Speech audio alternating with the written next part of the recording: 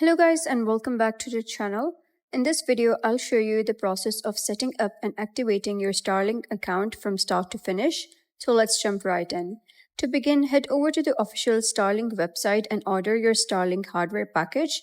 Once you select your region or country, you'll see different equipment options such as standard plan, standard kit, or the mini version. So you're going to pick the package that best matches your internet needs and complete the purchase process. After your Starlink kit arrives, return to Starlink website, open the menu by pressing the three-line icon in the upper right corner, then choose the sign-in option. On the next page, select Activate Starlink.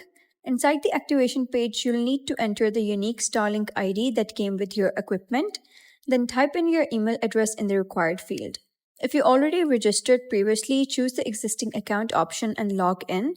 If this is your first time using Starlink, select New Account to create your profile and complete the activation setup. Once finished, your Starlink service will be linked to your account and ready for configuration. So that's it for today's video. If you found this guide helpful, please consider subscribing and leaving a like. It really helps me out, and I'll see you next time.